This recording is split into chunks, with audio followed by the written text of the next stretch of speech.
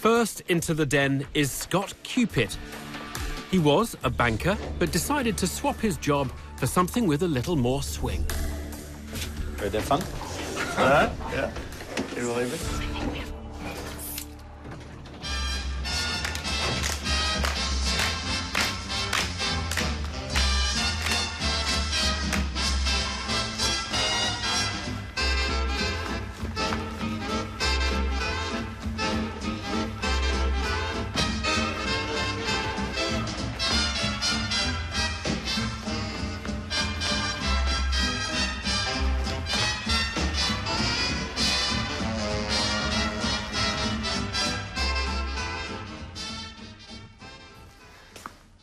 Hi, Dragons. Thanks for your time.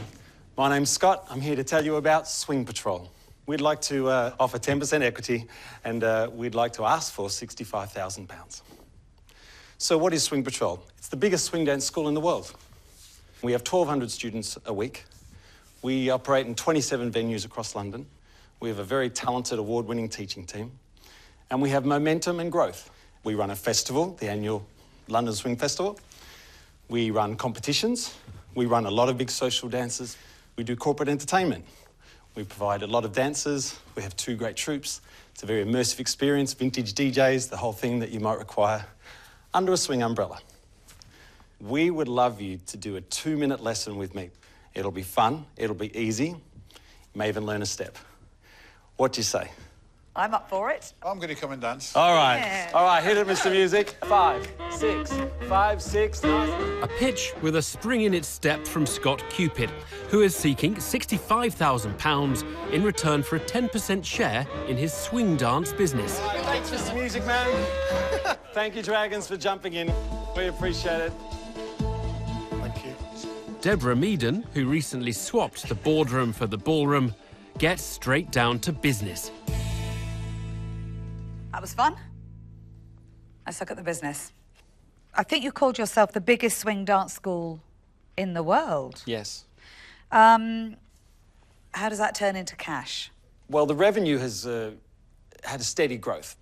Over the last 5 years, it started at perhaps 36,000, then it's gone up to 84, 120, 180, 210, and the last financial period was 280,000.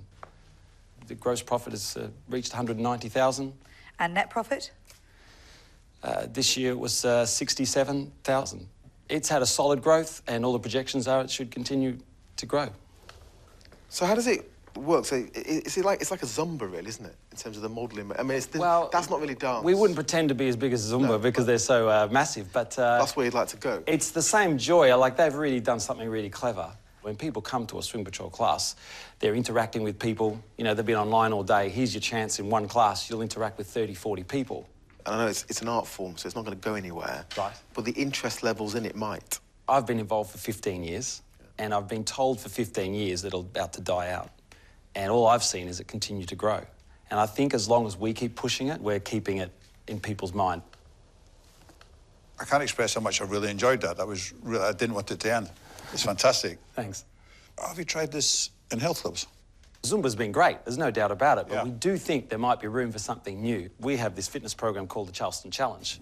It's high energy, it's good exercise, it's great music, but it's a secret. Again, we haven't done it very well. We certainly haven't put it through a chain or anything. If I start coming regular, Yes. I'll learn how to throw a girl in the air. In time, yes. Yeah? Absolutely. How long will that take? A couple of months. Couple of months? You up for Some that, Deborah? guidance. Deborah, you and me, throw you in there? I'd like to see you practice it with somebody else before you throw me in the air. Deborah Medan is keeping her feet firmly on the ground. And a pragmatic approach is also being adopted by telecoms tycoon Peter Jones. The issue that really hits me straight away is how do you build this into a business that can make a lot of money? These sellout events, it's just been incredible the last 8 to 12 months that we are sadly turning people away. Part of that is if we just had a swing club with a bit more room, that we could have the same events on Friday, Saturday nights, we could almost prove to the Dragons that we could do it elsewhere as well. And is there such a location that you could get that isn't ridiculously expensive. The one we have in mind is about 35,000 square feet. And So a what is deposit, the rental of that building? What would it cost you? 50,000. But you'd have to fit it out. This is an old warehouse. And what's the cost of that? According to the people we've met, contractors, about 15,000. There needs to be a sprung dance floor. Of course, we'd require security, we'd require a bar. Scott, you mentioned the bar. That you're not thinking of putting alcohol in, are you? Yes. That changes the landscape quite considerably. We'd like to think of this ballroom being a multi-purpose room. It would be a place where you could do fitness things and so forth, but we want it to be almost 24/7. The details of Scott's planned warehouse conversion have set alarm bells ringing amongst the Dragons. Kelly Hoppen is quick to voice concern over his optimistic estimate of the potential cost. I can tell you, being in the building business and design business, there is no way you could do that for 15,000. And I'm not sure that your model's right. I'm just trying to get my head around it. But having said that, if you have the whole thing done, that becomes your franchise model, which will be easier to then Yeah, my hope sell. was that we could talk a dragon into being involved in one of them and then showing you how successful it was, and then that could be done somewhere else quite easily because we've done it once. Scott, I'll tell you where I am. I think if you come in and pitch this as trying to create, the Zumba of swing, that's potentially interesting. Retrenching into a venue and opening a nightclub, no matter what happens there, it doesn't work for me. Best of luck. I may come down one night. You'd be very welcome. I'm out.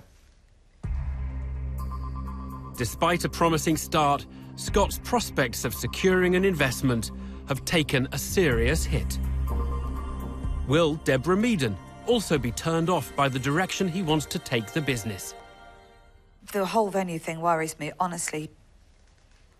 And if you're wedded to that, it worries me enough to say... I'm not, Deborah, before you say. I was going to say, we need to stop the conversation. If there was a chance that a dragon thought that Swing Patrol was something viable, I'd give you a commitment that I'd walk away from this idea.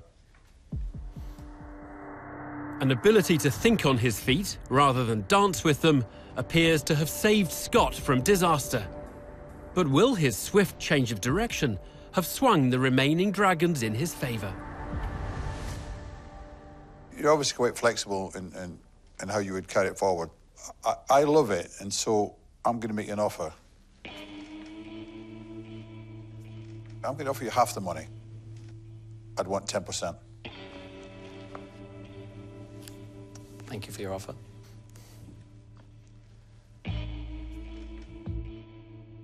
I'm an exercise freak. I run or train every day. I love to dance. And I think that there's definitely a business model here that could be rolled out. I'd like to offer you half the money for 10%, because I think that there are lots of good brains in this room, and I think that we can all offer something different. And will you let me throw you up in the air? Yeah. Hey! Yay. Two enthusiastic offers from Kelly Hoppen and Duncan Bannatyne. Will Peter Jones also be prepared to supply the cash needed to elevate Scott's business? Scott, I think that it's clearly, it's wonderful. Everything about it is great. You'd even like that we all wear stripy socks in the Lindy Hop world. Did you know that? Do you? Oh, every one of us, yes. So I'm in fashion. You are, yes. Finally. I think I'm a bit young to go on Strictly just yet, so I'll hold that opportunity, and I hope that it might come in years to come. But I think that you've got some incredible offers. So I'm going to say I'm out, but I wish you the very best of luck, Scott. 4 dragons have now declared their positions. And with 2 offers already on the table, it's time for Strictly Come Dancing contestant Deborah Medan to have her say.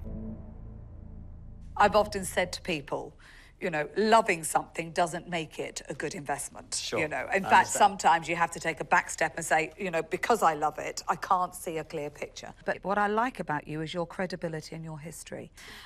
So I'm going to make you an offer. Thank you. And I'm going to offer you all of the money.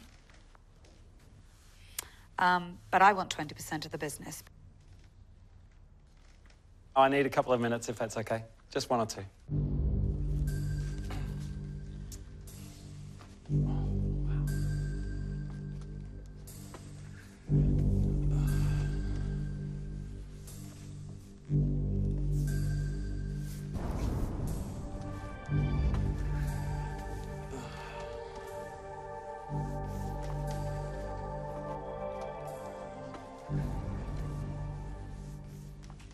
I built this on a real passion for dance, and so I think I'm going to accept Deborah's offer. Thank you. Well, now I'm allowed to be excited. Brilliant. Oh, there we are. You know, and that was my head over my heart, but now I'm allowed my heart to get excited. Brilliant. So Scott waltzes out of the den, having secured both the £65,000 investment he was seeking and the backing of self-confessed dance nut Deborah Medan. Oh, my goodness. Oh, I can't believe it. That's so amazing. It's a perfect fit, isn't it? It's all about timing. Why, because she's been in Strictly. Yes. Yeah, honestly, Duncan, that's all. And I understand it for that reason, just for that reason.